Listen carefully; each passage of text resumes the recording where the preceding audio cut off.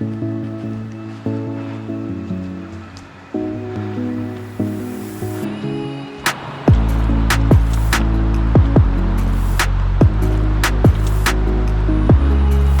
right, morning of day 5, and Dylan's gonna give us a little update on what the game plan is here this morning. So we found this spot we've been looking at on the map for a really long time.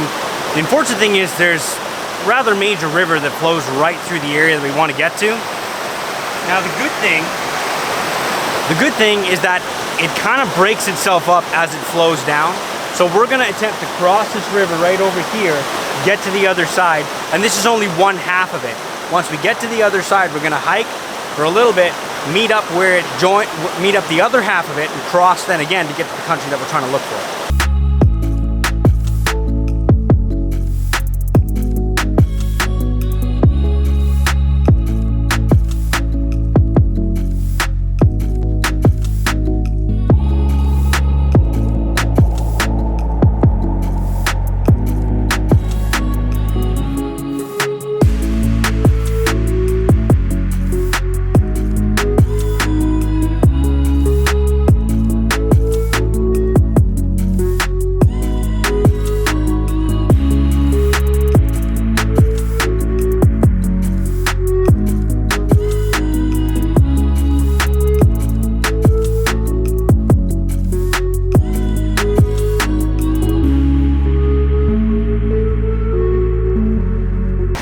All right, I made it across in one piece. Way more intense than I thought that was gonna be. I mean, you start getting into your knee and you just feel that river pushing against you.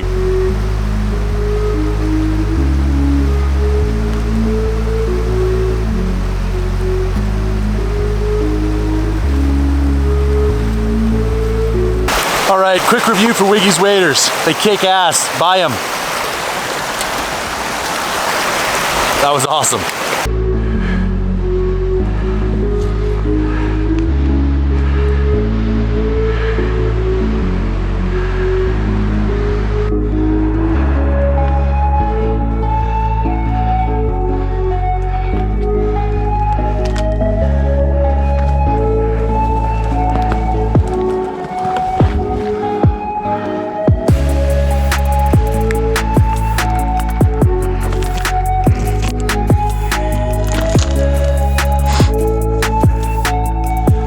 Okay, so I'm all by my lonesome for a little bit.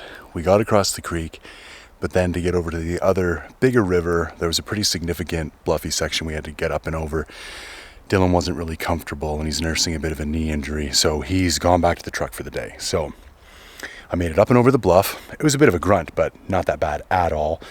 I'm now down in the flat and I'll work my way around the front and either try and cross this second river, or there's supposed to be a horse trail on this side of the river. I may just hike the horse trail for a little bit just to cover some country and see what's going on over here. Today's more about scouting than hunting anyways. I just want to get a lay of the land, and because the other unit that we're in closes in 3 days, and then we have to be in this unit for the last 3 days. So I want to make sure I know what's going on over here and if there's any sign at all. There was horse guides coming in at the same time as we were. I'm hoping they're going far enough back that we're not going to be in direct conflict with each other when we come back in here, which is most likely. Most people don't ride horses to come in 2-3 miles. So looking to be a beautiful day though, super cool, lots of tracks in here. So yeah, it should be a good day.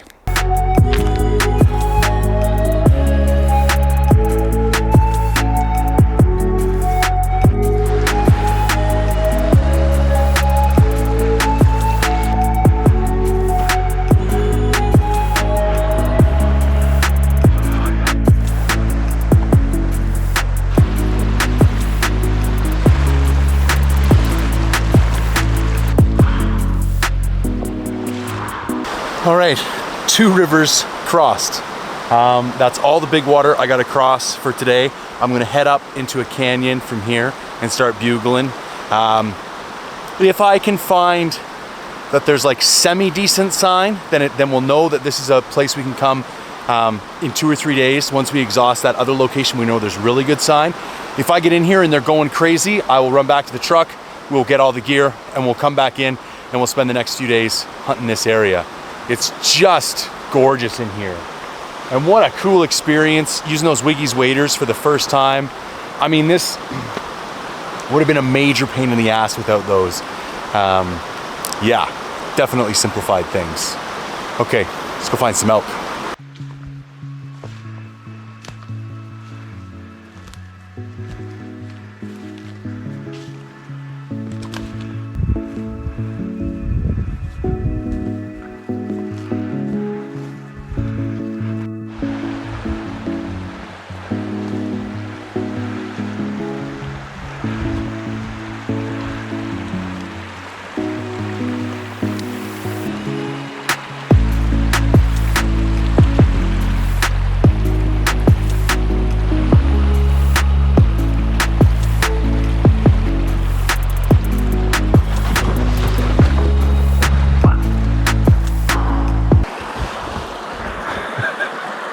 Well, after 40 fucking stream crossings, I fucked one up. Shit. Leg's a little wet, but that's about it. Didn't get a booter, didn't go in head first. Damn close, so I knew I shouldn't have fucking done it too. So what happens when you get cocky? All right, just sat down for a bite of lunch, and it's all moose country again. You know, I was seeing some tracks, and I thought maybe they were big elk, and I was trying to be optimistic. They're not big elk, they're fucking moose. All I've seen is moose droppings in here, 0 elk droppings. I think we just got to get way, way back, and I think we got to get into like the real steep and gnarly shit in order to find the elk. So I think I can scratch this little location here off the map. We'd have to go another 5 or 6 miles past this, I think, hopefully, to get into something elky. So I'm going to go out a different route here. I was never able to actually find the horse trail that they take. There's a location kind of, 10, 15 miles past where I am that's somewhat popular. So it's kind of got regular horse traffic to it this time of year, if you know what I mean. And I didn't come across that trail. I just bushwhacked my way in here. And I'm going to basically cut a line back out to the truck that would have to intersect that horse trail. And I don't see myself missing it. So hopefully I can find that on the way back out. And then if we do decide to come back in here after that other location, after that season ends, at least I'll know how to get back in here a little bit easier than how I got back in this time. So just keep plugging away.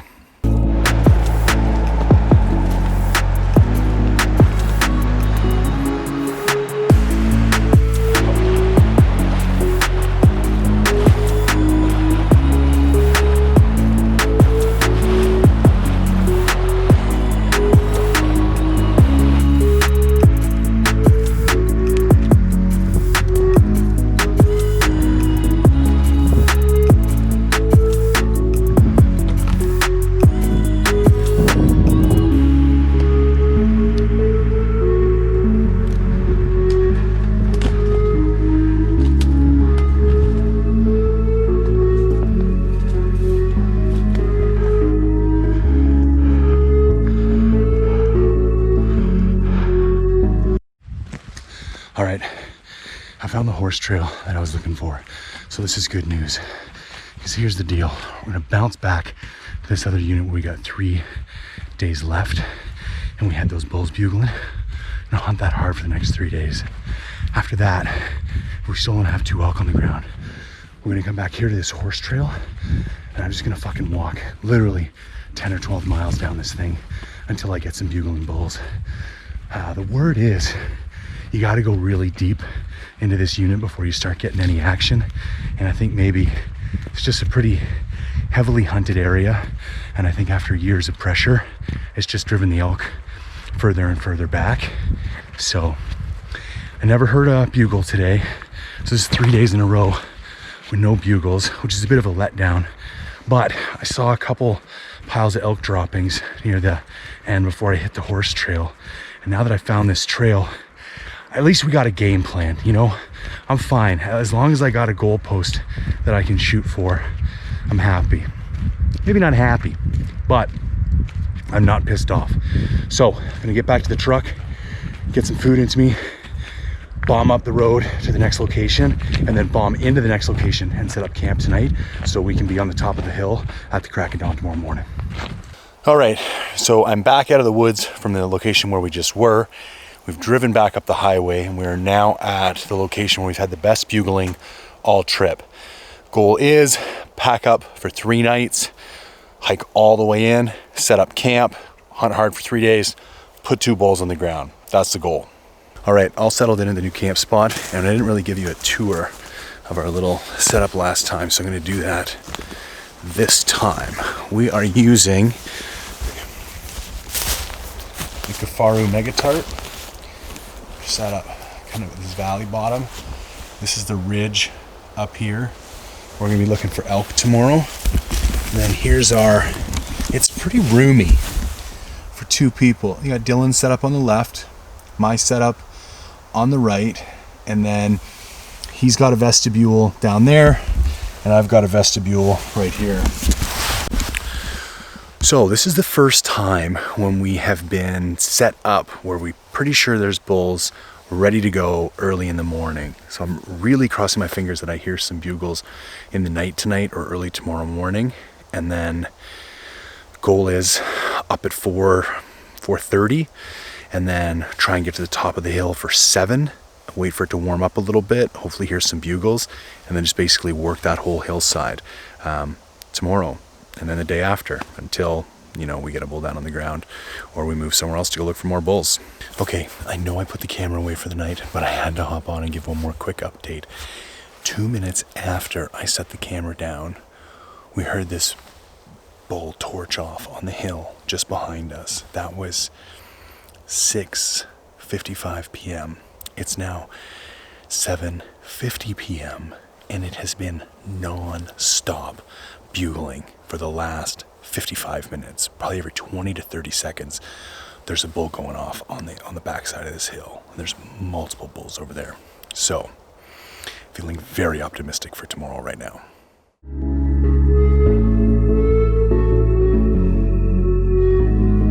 All right, it's 5 o'clock in the morning. We're just headed out from camp.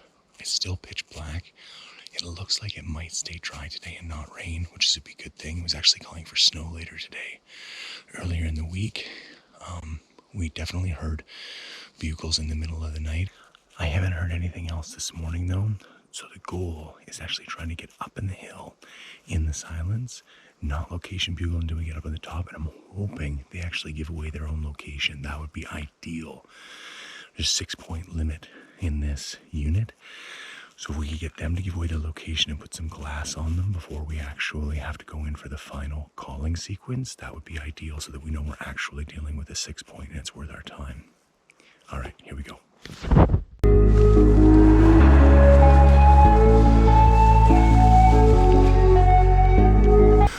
Okay, so we made it up to the top of the hill. It took us about an hour.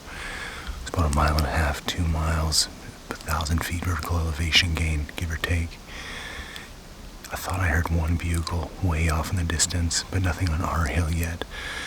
So we'll sit here for a little bit first, maybe half an hour, rip a location bugle. Every other day, the earliest we've heard a bugle is 9:15 a.m. and most days it was around 10. So we'll probably just sit tight for a little bit and let things play out and wake up kind of naturally and see if we can figure out what's going on the hillside. All right, we've been sitting at the top of the mountain for about 2.5 hours now. We're gonna start to bugle and then work our way side hill across the hill, hoping we hear somebody torch off below us and we can drop down in on them and make a play.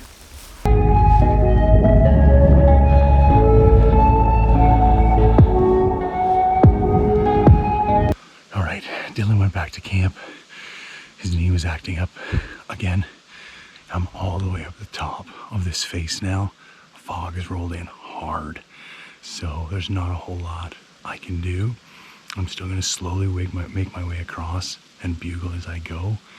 And then maybe when I get to the far end, I might just chill out for a couple hours. It's pretty freaking cold right now, so I may light a fire. And then hopefully, you know, it's still only 10 o'clock in the morning. If the sun's able to peek through, maybe it'll burn off some of this fog and we'll be back in action. But either way, I'm just gonna keep on keeping on.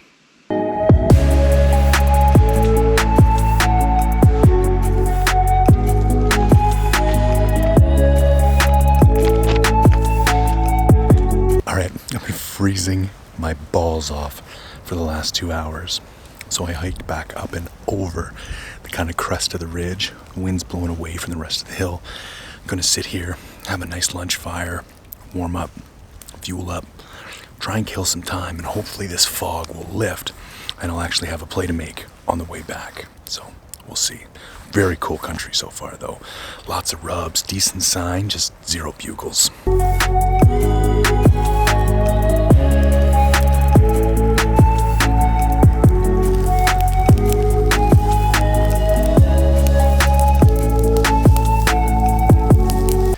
All right, time for a bit of an update.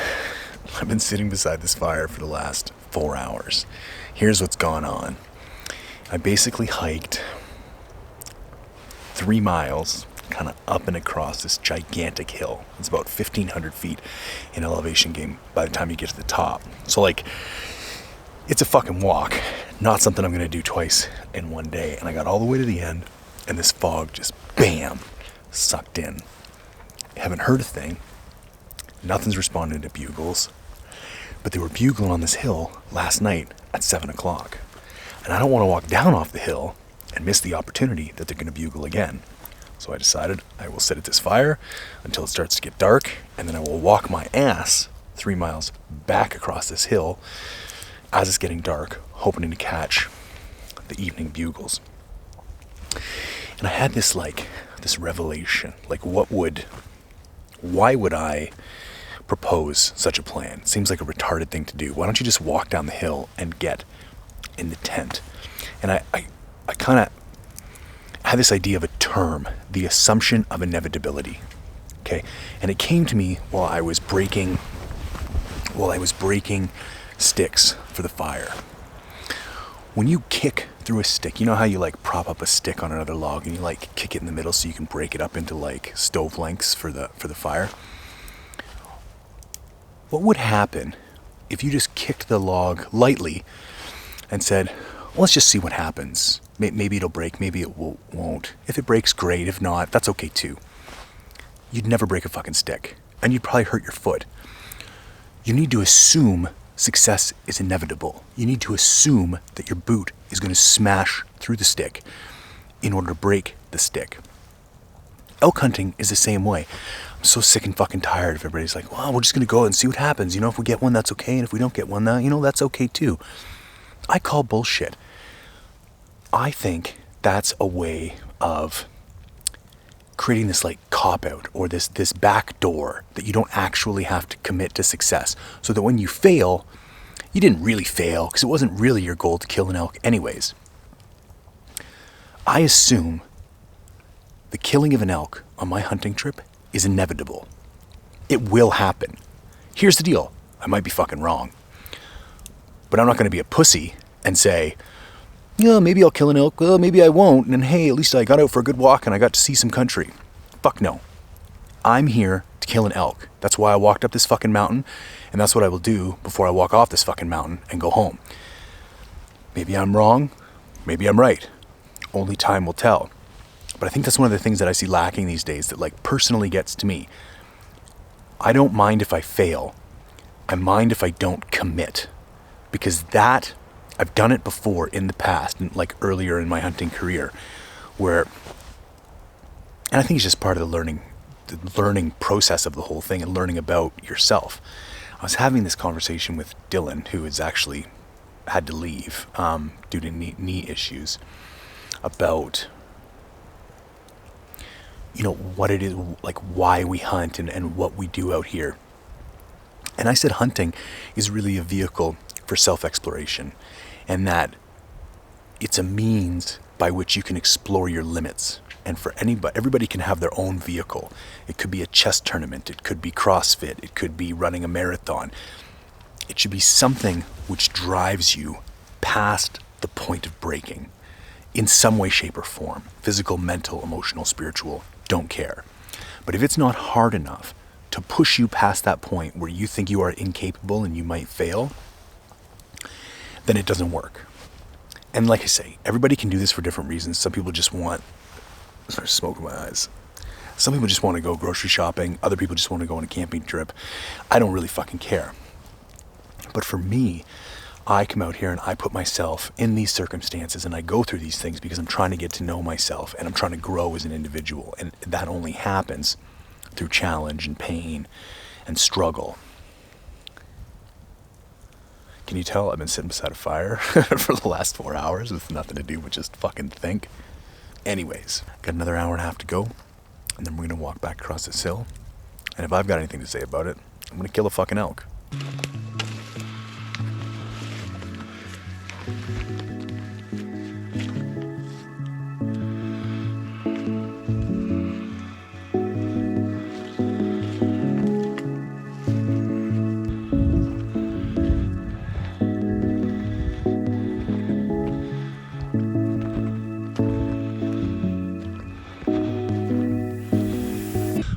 It's about 6:30. I'm making my way across the hill. Got an hour and a half until dark. I'm just creeping slowly, bugling down the hill. I haven't heard anything yet. Fog lifted a little bit, enough that I should be able to see, if there's anything in the next couple 100 yards. There's also a pretty nice bench, maybe mid-slope, 500 yards down from me here, that this morning I could see very clearly on the way over, and I would love to be able to potentially glass down into that on my way back, maybe catch somebody moving around or making a mistake. So that's the game plan, just keep on keeping on.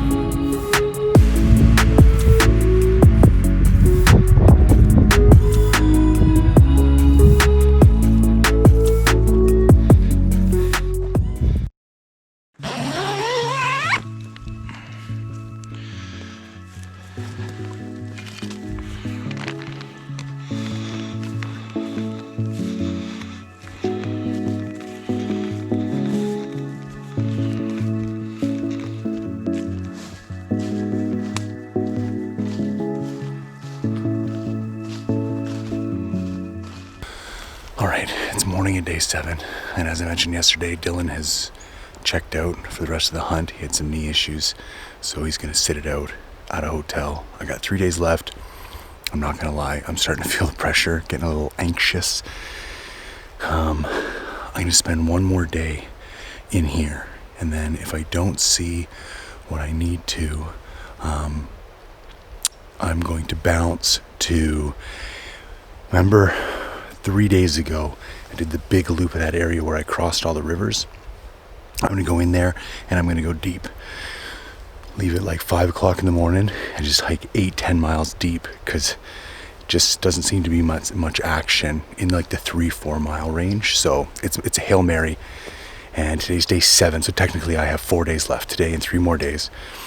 Hunt today in here, and then I'll have the last 3 days in that big chunk and just hope for the best. It's been quiet so far this morning. I haven't heard anything. So let's cross your fingers.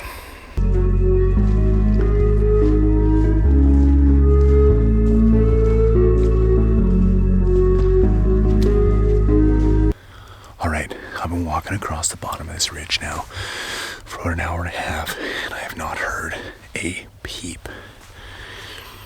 It got me thinking, people talk about the physical challenge of this hunt, and they train and they do backpack cardio and all this CrossFit bullshit. I think the mental challenge of these hunts far surpasses the physical challenge. I'm going on day 5 without a bugle. We have bugles the first 2 days, and I haven't heard a peep in the last 5 days. I'm not gonna lie, man, this is hard. Like, you want to just curl up under a tree and have a nap. I'm going to be honest with you. Like, you start convincing yourself there's no point. And to me, that's the far more challenging aspect of a hunt like this, especially where you can't glass. Like, I don't know, maybe there's elk there, maybe there isn't. I have no way of knowing other than if they choose to bugle.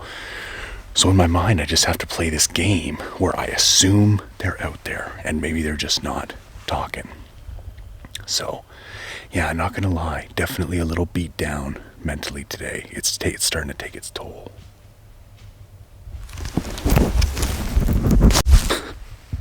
Well, that was hilarious.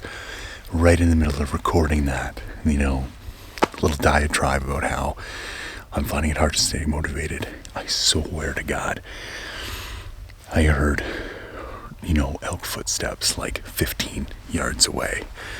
My heart jumped into my throat, dropped the camera down. I walked around. I don't know what it was. It wasn't an elk. But that's the point I was just trying to make. The only way I can stay motivated is by almost pretending that around every single corner it could happen. Because otherwise you start to talk yourself into this fact that it's never going to happen. And then you just go through the motions. I'm just walking. I'm not really hunting. So that's what I'm going through right now. Day 7, fighting a bit of a mental battle. Winning sometimes, losing sometimes. Just doing the best I can. So I'm just going to keep going on, and maybe the next set of footsteps I hear will really be elk footsteps.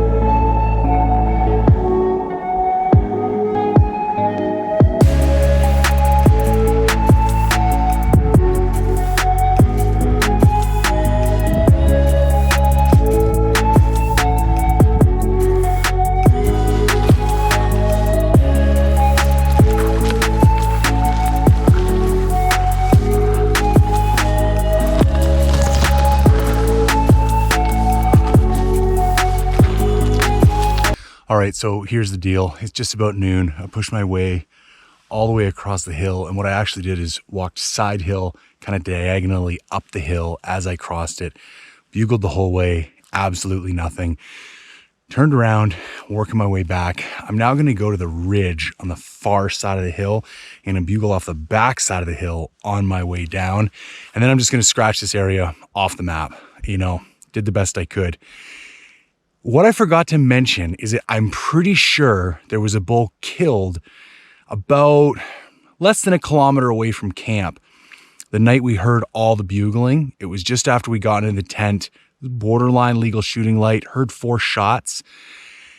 It's possible maybe all the elk that were on this hill heard those gunshots, didn't like it, and took off. And I've just been walking on this hill for the last 2 days for no reason at all.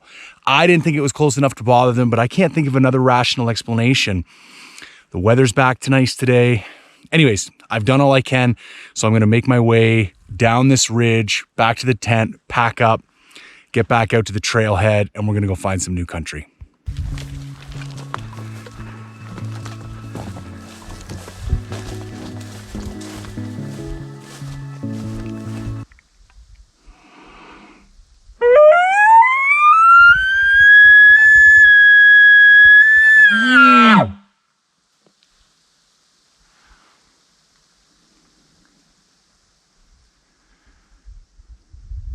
All right, camp's all packed up and on my back, and I'm walking out to the trailhead to get picked up and bumped to another spot. And I can't help but feel like I've wasted the last 2 days, but I'm going over it in my head and I just don't know what I could have done differently. Like 2 nights ago, they were just ripping up on that hill, like bugle after bugle. I don't know how you don't then go up there the next day. And then because it was so snowy that day, I also don't know how you're